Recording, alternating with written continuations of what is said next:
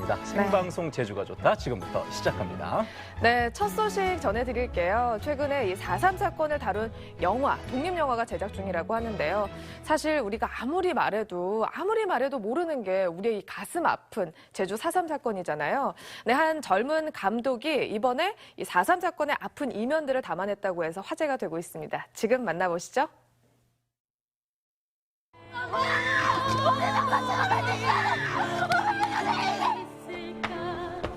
놈의 전쟁이 났다고.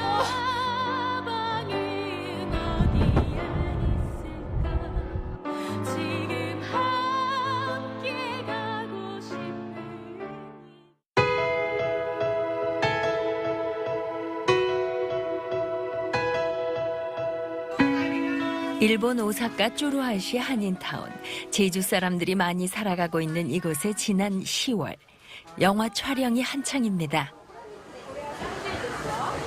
하트, 죄송합니다, 오디오. 팔에 삼배 완장이 그려진 티를 입은 이들은 영화 오사카에서 온 편지 제작팀입니다. 어떤 내용인지 알 길이 없지만 현지 일본인들까지 관심이 많은데요. 쭈루아시에서 살았던 어떤 제 1세대 한인분들을 촬영한다고 하니까 뭐 그렇게 거부감 없이 많이 도와주신 것 같습니다.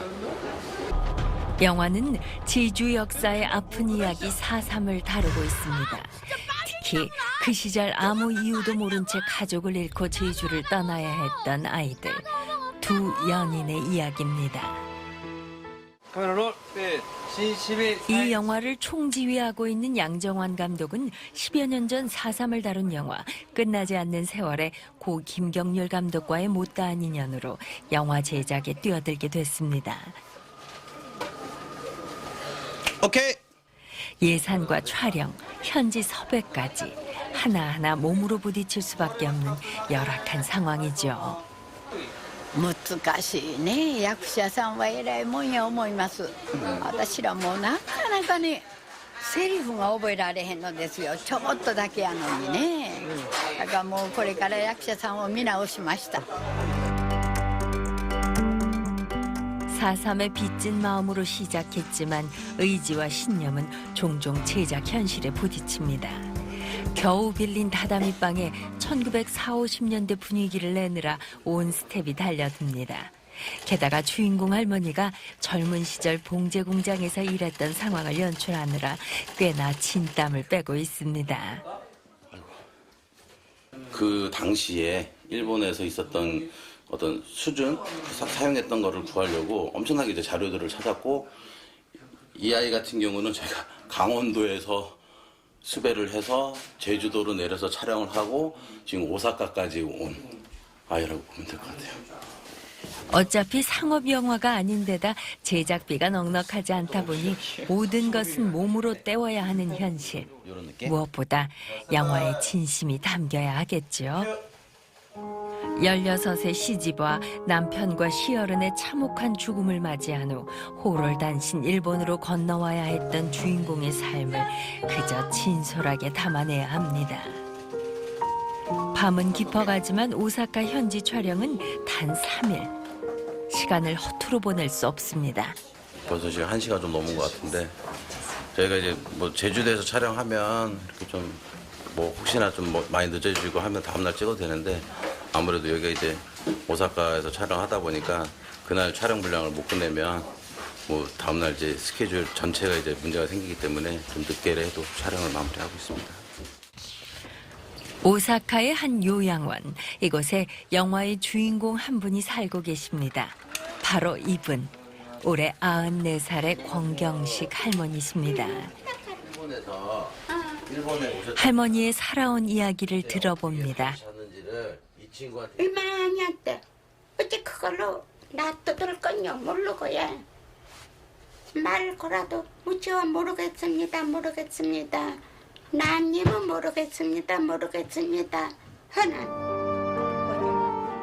우리 애기 칠레지. 단 하나의 혈육, 딸을 만나 고향에서 행복하게 살겠다는 꿈은 그러나 딸아이의 갑작스런 사고로 산산이 부서지고 말았습니다. 한국에서는 모든 방으로 들어가라. 아사광 히로가 와 온다 모다상. 아리가또.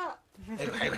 날 같은 걸랑 쓰담쓰담 해줘 엄마. 날 같은 걸 사람이라 건나 난 찾아오니까 아리가또 오케이. 고맙습니다. 네. 고맙습니다. 네. 건강하세요. 남님은 차마 발걸음이 떨어지지 않는데요. 이 할머니의 한을 조금이나마 달래드리는 것이 이번 영화의 존재 이유일 겁니다. 역사의 바람에 가무도 없이 흔들려야 하는 한 인간의 삶이 가슴 아프게 전해져 옵니다. 그 생생한 아픔을 제대로 담아 세상에 사삼을 알리는 일, 이 영화의 가장 큰 목적입니다.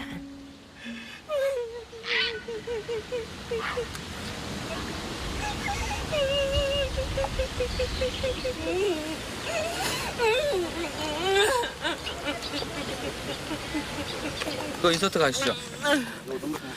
저 인서트. 아까 저 이불 캐스팅해줘 봐봐.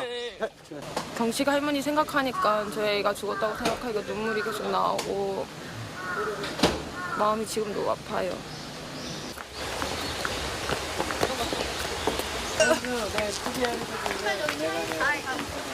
오케이, 시도합니다. 카메라.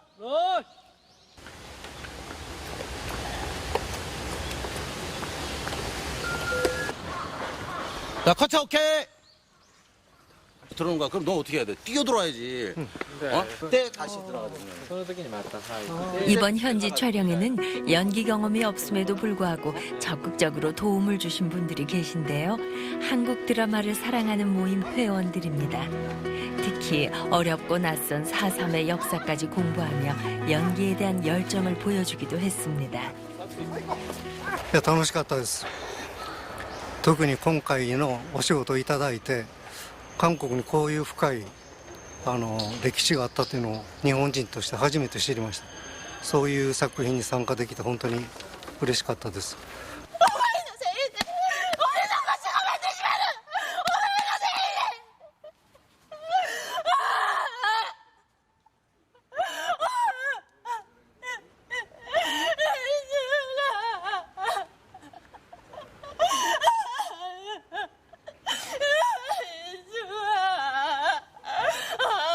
커트 오케이 할게요. 나머지 짐 정리해 주세요. 자, 인서 빼고. 한 여인의 삶을 오롯이 느낀 배우는 그만 감정선을 끊어내기가 쉽지 않아 보입니다. 이렇게 영화 오사카에서 온 편지는 배우들의 열정과 감독과 제작팀의 의지가 담겨 한 땀 한 땀 정성 들여 만들어지고 있습니다. 일단 오사카에서 온 편지가 4.3을 알리는 또 4.3의 존재를 대한민국뿐만 아니라 전 세계에 알리는 어떤 그런 매개체 역할을 할 수 있는 그런 영화가 됐으면 하는 바람입니다. 꽃다운 시절 떠나와 영영 홀로 남겨진 여인. 처참한 기억만 하는 채 변방을 떠도는 외롭고 어린 영혼은 오사카 언저리 그곳에서 아직도 울고 있지 않을까요? 이 가을, 영화 오사카에서 온 편지가 우리에게 들려주는 이야기입니다. 네, 4.3은 우리 제주도민들에게 있어서 너무나 가슴 아픈 역사이기도 하죠. 그런데 이번에 촬영을 한 양정환 감독께서는 사실 제주도 출신은 아니에요. 하지만 4.3에 관심을 갖게 되고 또 이 자비까지 털어서 이렇게 촬영을 하시는 모습을 보니까 참 대단하다는 생각이 드는데 네. 이 화면을 봐도 참 그 촬영 여건이 어렵다는 걸 느낄 수가 있죠. 맞습니다. 사실 뭐 상업 영화가 아니기 때문에 더 그랬을 텐데요. 이번에 안 그래도 스토리 펀딩으로 진행이 됐다고 합니다. 사실 비용적인 측면보다도 많은 사람들이 봤으면 하는 마음에, 많은 사람들이 알아줬으면 하는 마음에 아마 이번에 진행을 하게 된 것 같은데요. 우리는 다들 많이 알고 있지만 뭐 다른 지역에 계신 분들이라든지 아니면 지금 공부를 하고 있는 아주 어린 아이들도 많이들 알았으면 좋겠어요. 예, 네. 저희가 매년 방송을 통해서 제일 제주인들의 삶에 대해서 이야기를 하고 있지만 이분들이 워낙 이제 고령이세요. 앞으로 살아갈 날이 참 많지가 않으신데 앞으로는 이런 증언을 누가 해줄까라는 그런 걱정도 들기도 합니다. 이 영화가 촬영을 다 마치고 내년 4월 개봉을 목표로 하고 있으니까요. 여러분들 많은 관심 가져주셨으면 좋겠습니다.